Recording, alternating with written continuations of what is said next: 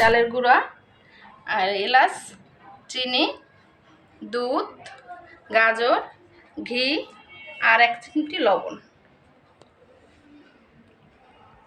এখন আমি ঘি দিয়ে দিলাম,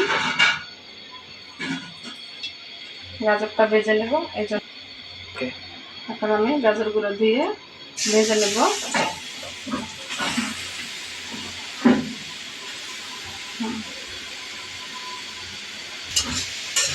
আঁচ কমিয়ে আমি এখন আস্তে আস্তে করে গাজরটা ভেজে নিচ্ছি।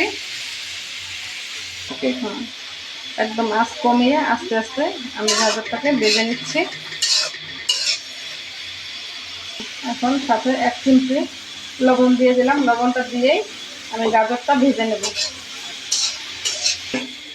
এখন আমার গাজর ভাজা হয়ে গেছে, এখন আমি নামিয়ে নেব।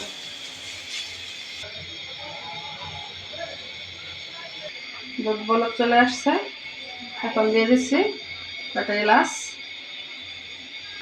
এখন দিয়ে দিচ্ছি গাজর,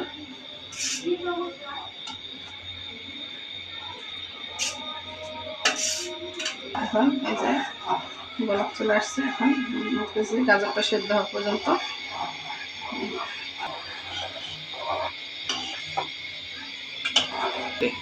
এবার চিনি দিয়ে দিলাম।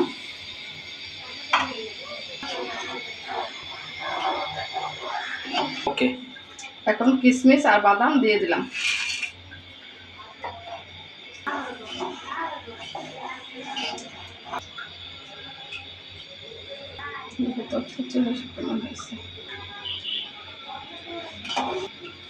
জন্য আমি আরেকটু চিনি দিয়ে দিলাম। এখন আমি একটু চালের গুঁড়া, চালটা পাতলা করে দিলাম একটু ঘন হওয়ার জন্য।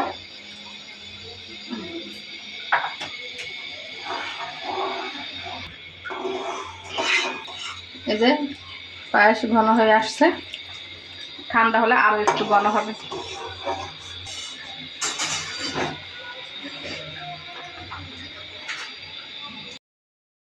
একদম রেডি হয়ে গেল আমার মজাদার গাজরের পায়েস। আপনারা অবশ্যই একবার বাসায় ট্রাই করে দেখবেন, অবশ্যই ভালো লাগবে।